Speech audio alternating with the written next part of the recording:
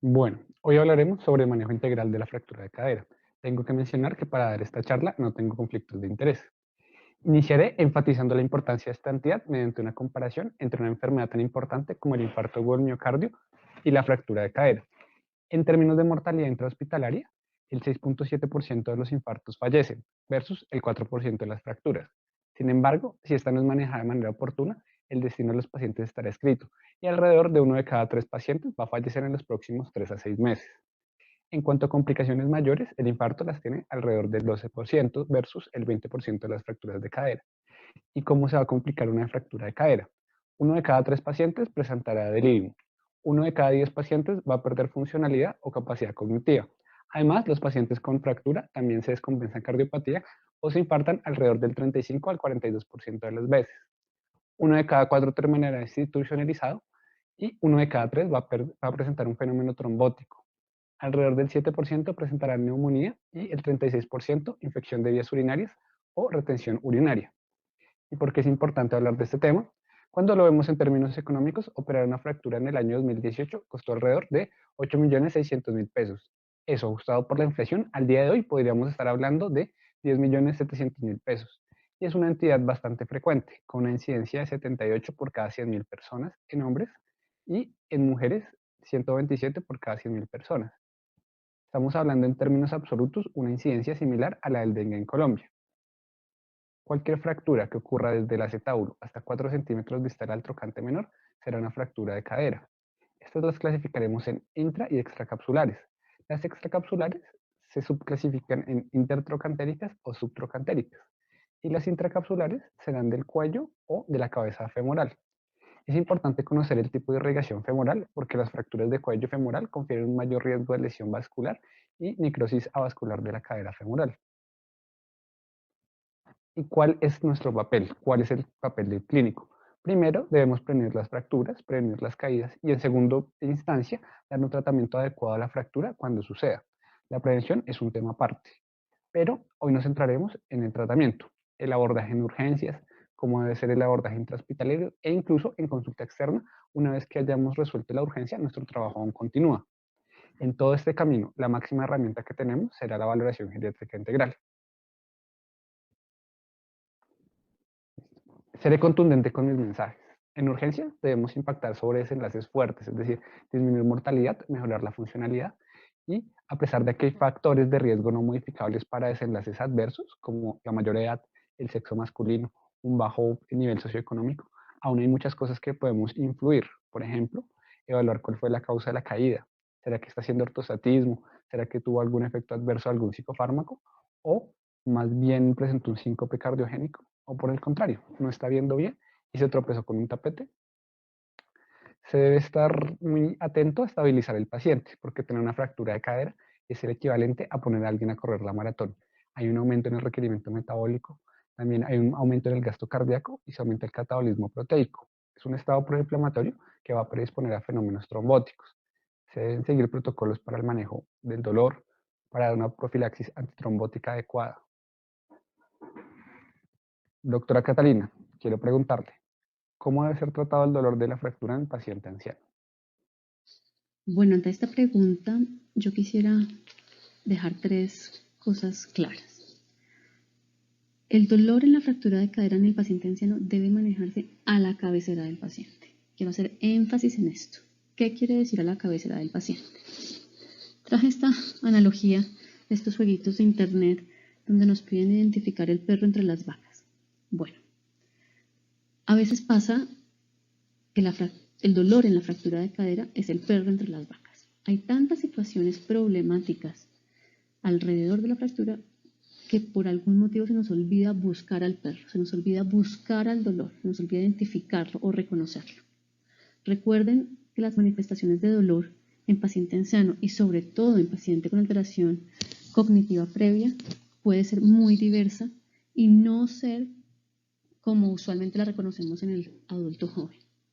El dolor en el anciano hay que buscarlo y tratarlo a la cabecera del paciente.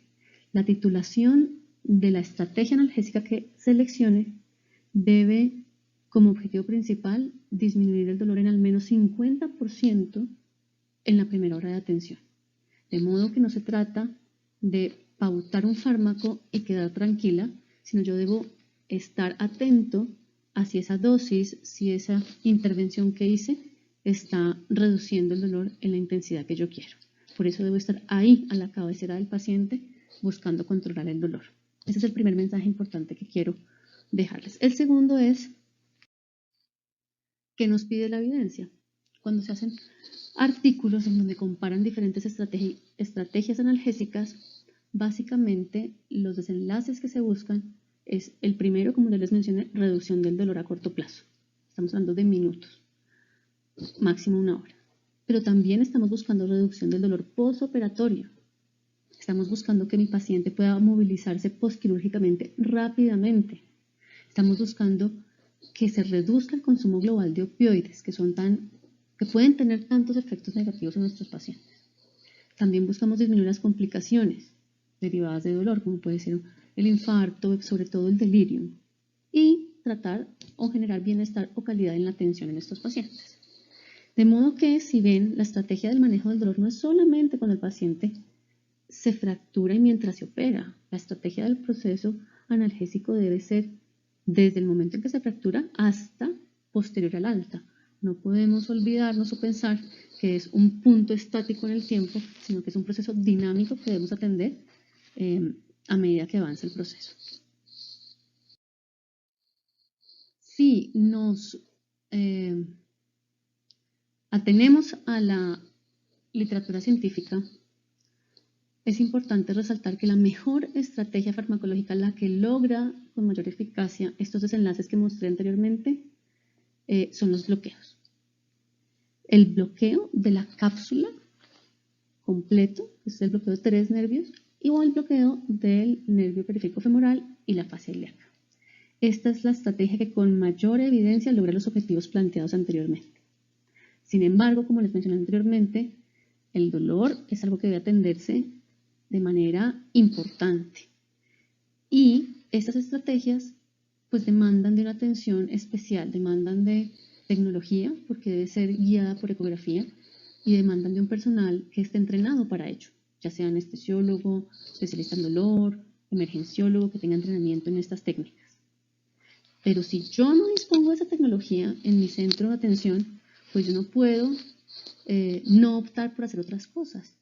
Y básicamente tengo cualquier estrategia analgésica que esté a mi disponibilidad, sea opioides, AINES, otros fármacos, siempre y cuando yo considere el contexto global del paciente como comorbilidad, en donde mi selección del fármaco sea consciente, pero haciendo un abordaje activo del tratamiento del dolor. Entonces, este es el tercer mensaje. Si bien lo ideal es hacer bloqueos regionales o analgesia regional, si no lo tengo disponible, pues puedo echar mano de otras estrategias y no por eso estaría actuando mal, tanto farmacológicas como no farmacológicas. Como les mencioné antes, esto es un proceso, así que podré utilizar estas estrategias no farmacológicas en diferentes momentos del proceso de mi atención en analgesia. Un tópico interesante es cuando se deben transfundir sangre a los pacientes. Hay dos corrientes, aquellos que son más restrictivos con las transfusiones, que solamente las hacen cuando hayan síntomas o una hemoglobina menor a 8. Estos argumentan que no están exentos de un riesgo porque son un trasplante de un órgano o una transfusión y también pueden aumentar la inflamación, versus aquellos quienes deciden optimizar el aporte de oxígeno al miocardio y dicen que es mejor correr una maratón con una hemoglobina de 10 que de 8, que es lo que dice la evidencia. No cambian desenlaces ni de mortalidad ni de capacidad de caminar 3 metros, tampoco la tasa de tromboembolismos o ataques cerebrovasculares, ni de infecciones de la herida quirúrgica. El único desenlace que mejora a llevar hemoglobinas mayores de 10 es la cantidad de eventos cardiovasculares, pero no la mortalidad a 30 días. Una mención especial para el delirium por sus implicaciones. El paciente que presenta delirium se va a recuperar menos funcionalmente. Va a ser un paciente que va a morir más y su estancia hospitalaria va a ser mayor. Además, es supremamente frecuente. 1 de cada 3 pacientes lo va a tener. ¿Y cuáles deberíamos estar más pendientes de incentivar las medidas ante delirium? Aquellos pacientes que tengan deterioro cognitivo previo, los institucionalizados, que tengan cardiopatía o que vayan a ser llevados a una ortoplastia total de cadera. Y les tengo esta pregunta. ¿Será que el manejo por el geriatra es útil? La respuesta es definitivamente sí. El número necesario a tratar para prevenir un delirium es de 5. ¿Qué modelo de atención deberíamos seguir? ¿Quién deberían ser los médicos tratantes de estos pacientes? ¿Será que porque es una patología predominantemente en ancianos, el geriatra debería ser el médico tratante y los ortopedistas solamente limitarse al procedimiento quirúrgico? ¿O por el contrario, es una patología quirúrgica y el ortopedista debería ser el médico tratante y los geriatras solamente interconsultantes? ¿Qué tenemos claro hasta el momento? El manejo por ambos servicios disminuye el tiempo hasta la cirugía, disminuye la incidencia de delirium y mejora los desenlaces funcionales. Sin embargo, el modelo que más disminuye la mortalidad es el manejo conjunto, cabeza a cabeza, ortopedista geriatra, ambos como médicos tratantes. No dar una adecuada profilaxis antitrombótica conlleva a que el 30% de los pacientes presenten una trombosis venosa profunda asintomática y aproximadamente el 9% un tromboembolismo pulmonar, con el aumento de la mortalidad consecuente. Es por esto que algunos guías de práctica clínica recomiendan llevar las heparinas de bajo peso molecular a 10 a 14 días, basadas en la siguiente información. Aquí vemos una gráfica de la incidencia de trombosis venosa profunda versus los días. En azul, los pacientes que no recibieron tromboprofilaxis y en verde, los que sí la recibieron. Vemos 3 periodos. El primero, una profilaxis inicial que va desde el día 0 hasta el día 15. Un segundo periodo que va desde el día 35 al día 15, que podríamos hablar de una profilaxis extendida. Y un periodo que va después del día 35. Definitivamente, después del día 35, la incidencia de eventos trombóticos no aumenta, se estabiliza, por lo que no se benefician de una profilaxis después del día 35. Por su parte, los pacientes que son llevados a una profilaxis inicial hasta el día 15 son pacientes que disminuye ostensiblemente la tasa de fenómenos trombóticos, por lo que su beneficio está más que comprobado. Lo que quedaría en duda sería en los puntos intermedios. Los pacientes del día 15 al día 35 son pacientes que también van a disminuir la incidencia en fenómenos trombóticos con las heparinas, pero a expensas de un aumento del riesgo de sangrado, por lo que de rutina no se recomienda. Doctora Catalina, la segunda pregunta que le traigo es, ¿en qué momento debería ser llevados a cirugía estos pacientes? ¿Qué evidencia existe al respecto?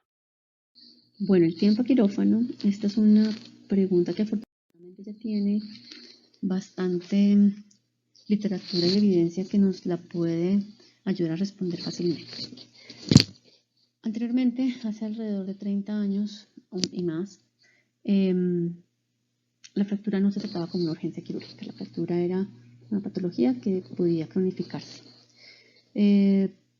Empezamos a darnos cuenta en los grupos quirúrgicos y también la geriatría en que muchos de los retrasos que se llevaban a cabo en estas intervenciones obedecían básicamente a 3 factores.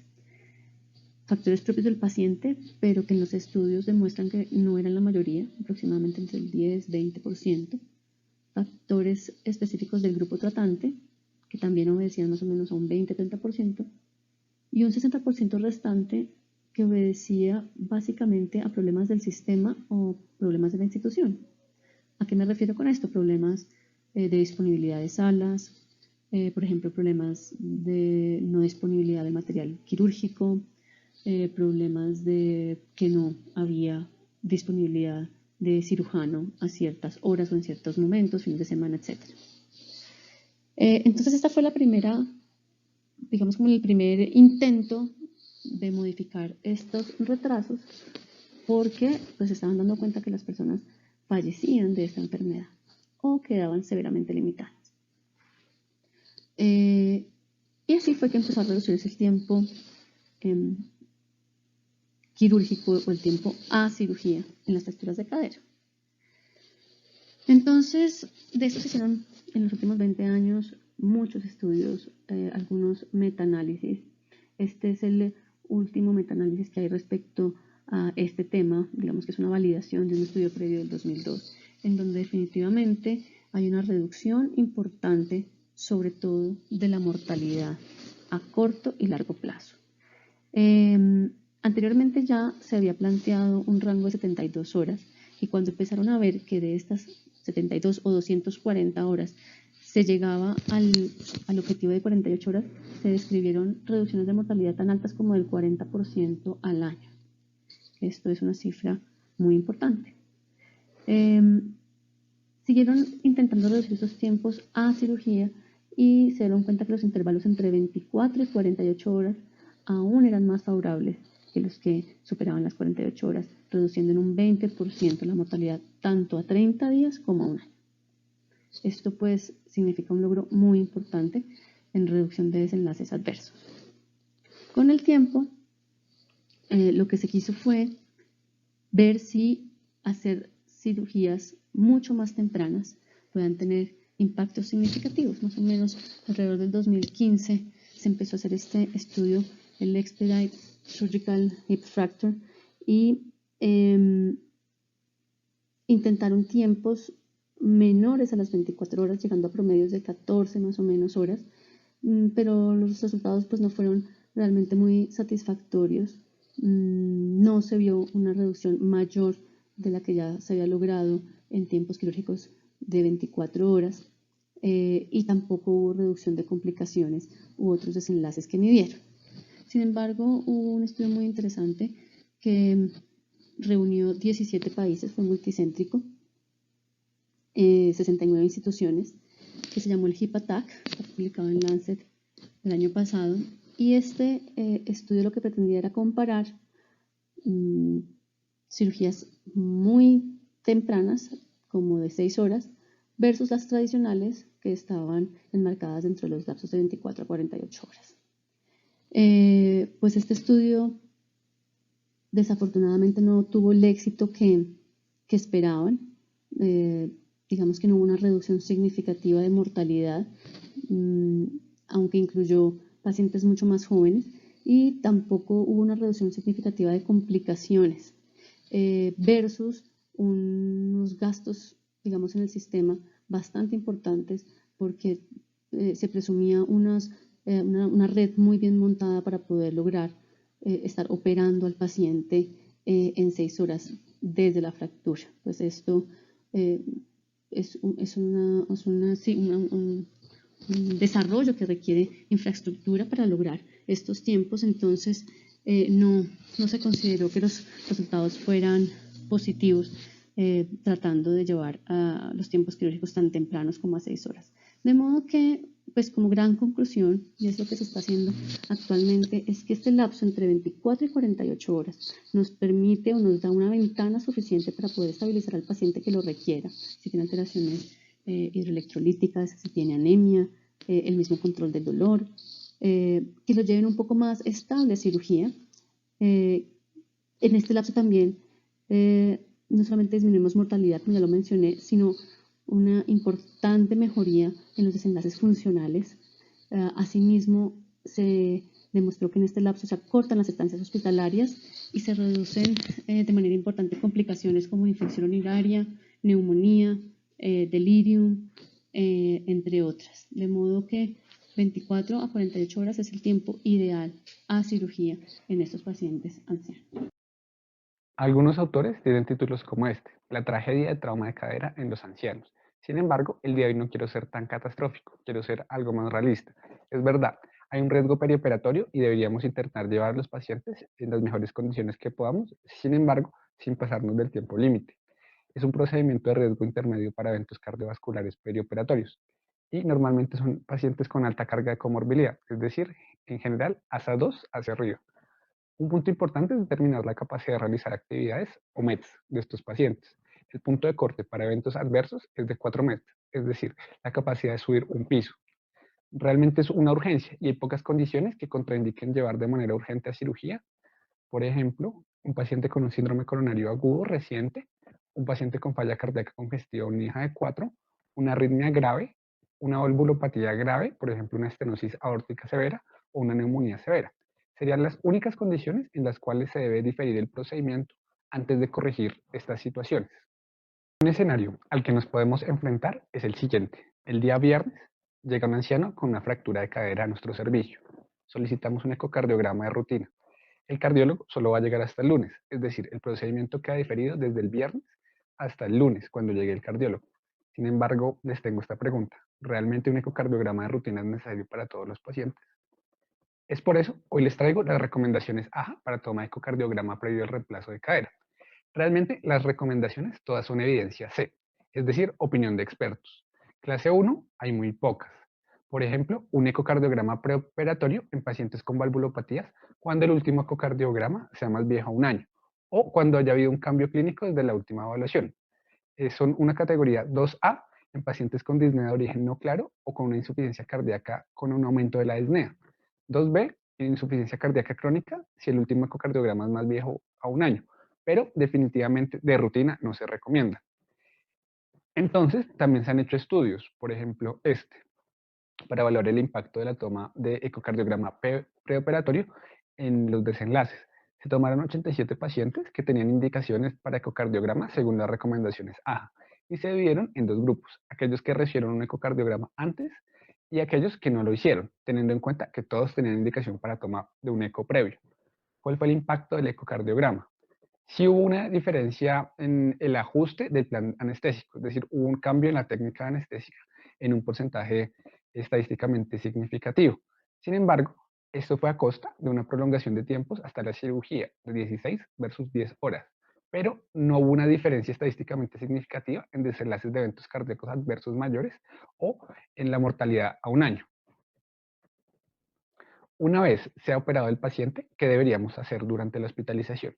Se debe hacer un adecuado manejo de las comorbilidades, una conciliación farmacológica, propender por una rehabilitación temprana y tres cosas que debemos estar muy atentos. Primero, aspectos nutricionales. Segundo, una prevención de úlceras por presión. Y tercero, prevenir las infecciones de vías urinarias. Con respecto a cuál es el momento apropiado para la movilización, ¿qué sabemos a la fecha? Entre más tiempo demore en levantarse una persona, la tasa de complicaciones va a ser mayor. Esto es especialmente cierto para el delirium. Las complicaciones infecciosas no están tan relacionadas con el tiempo hasta la movilización. Los pacientes encamados se complican un 52% versus un 36% de los que logran una movilización de manera temprana, por lo cual todos los pacientes, siempre y cuando no haya contraindicación, deberían ser movilizados en las primeras 24 horas. Doctora Catalina, quiero preguntarle, ¿qué consideraciones nutricionales deberían tenerse en estos pacientes? Bueno, pues las consideraciones nutricionales en el paciente anciano que se fractura son fundamentales. Lo que está claro es que los estados nutricionales alterados son predictores y factores de riesgo al mismo tiempo. ¿Qué quiero decir con esto? Un paciente que está desnutrido tiene un mucho mayor riesgo comparado con otros ancianos de su edad de fracturarse. Y si este paciente se fractura, tendrá un mayor riesgo de complicaciones severas como infecciones intrahospitalarias, lesiones por presión, mayor compromiso funcional al egreso postquirúrgico, aumento de la estancia hospitalaria e incluso readmisión.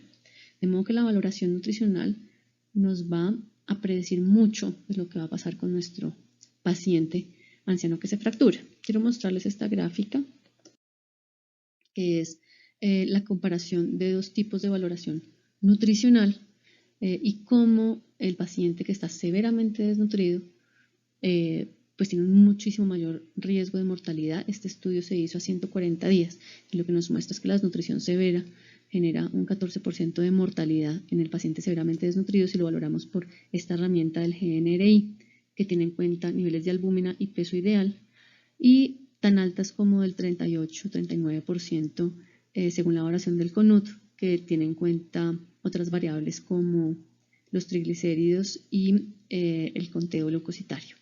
Entonces, sí, efectivamente, el estado nutricional del paciente tiene impactos negativos en la evolución en esta patología. ¿Cómo debemos entonces intervenir al paciente desde el punto de vista nutricional? Pues no puedo dar una recomendación única. En geriatría, pues la medicina basada en el paciente es muy relevante, de modo que cada uno requerirá una consejería específica nutricional y asimismo lo demuestra la literatura. Las intervenciones de los estudios es muy variada, es muy difícil de analizar globalmente. Hay intervenciones desde suplementos, desde solamente consejería nutricional, hay intervenciones con nutrición parenteral. Los aportes calóricos son diferentes, los aportes proteicos son diferentes, entonces no podemos dar una sola recomendación. Asimismo, los desenlaces que evalúan estos estudios son muy variados. Algunos miden funcionalidad post-intervención, otros medidas antropométricas, incluso hay estudios sobre mortalidad. Lo importante es que todas las intervenciones nutricionales muestran ventajas independientemente de los desenlaces, es decir, mejoran mortalidad o disminuyen mortalidad, mejoran los marcadores séricos para evaluación de desnutrición, mejoran la funcionalidad.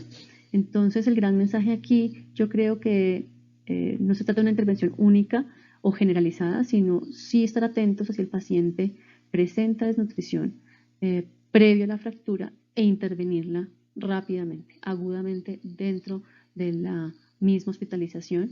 Nos mejorará muy probablemente los desenlaces de estos pacientes. El papel de clínico no termina una vez egresa el paciente del hospital, continúa de forma ambulatoria. Se debe propender por una adecuada rehabilitación, una reintegración social y debemos estar muy pendientes de una prevención secundaria de caídas y también de velar por una salud ósea. Voy a ser contundente con mis mensajes. La fractura de cadera es una fractura por fragilidad. Es por esto todos los pacientes con fractura de cadera tienen indicación para manejo de osteoporosis, a excepción de aquellos que hayan sido por consecuencia de un trauma de alta energía. Dentro de nuestro arsenal farmacológico, para el tratamiento de la osteoporosis tenemos los bifosfonatos, como el alendronato, es el bifosfonato de presentación oral, puede darse de forma diaria o de forma semanal, se elimina por vía renal y disminuye los niveles séricos de calcio. Presenta más que todo reacciones gastrointestinales. Hasta el 1.5% de las veces pueden presentar esofagitis, por lo cual se recomienda tomar con abundante agua y estar de pie al menos 1 hora después de su ingesta. El ácido zoledrónico es el bifosfonato de presentación intravenosa. Tiene la ventaja de que su administración es a nivel anual, por lo cual aumenta la adherencia. También se elimina por vía renal, también disminuye los niveles séricos de calcio y puede producir una reacción pseudogripal en el momento de su aplicación hasta en el 7% de las personas. El denosumab es el anticuerpo monoclonal dirigido contra el rancligando. Se administra de forma subcutánea cada 6 meses. Tiene la particularidad con respecto a los demás que no se elimina por vía renal, entonces es una buena opción para los ancianos con alteración de la función renal. También disminuye los niveles séricos de calcio y es muy, muy importante tener lo siguiente en cuenta. Tiene un efecto rebote. Cuando se suspende, incluso los niveles de densidad mineral ósea pueden ser menores a los niveles iniciales alrededor después de los 6 meses, por lo cual siempre que se suspenda el tratamiento, se recomienda dar un tratamiento con algún otro tipo de antirresortivo. El deriparatide es un análogo de la PTH, se administra de forma también subcutánea, pero tiene la desventaja que su administración es diaria.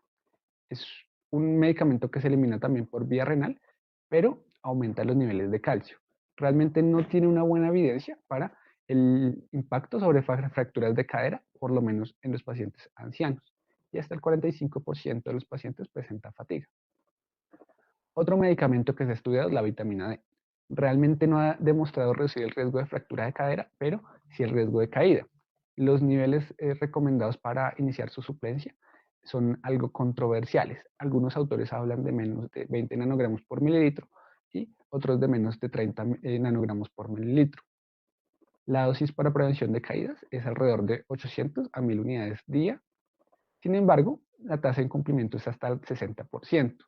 Al ser una vitamina liposoluble, teóricamente se acumula. Y algunos han intentado dar macrodosis a nivel mensual de 40.000 unidades.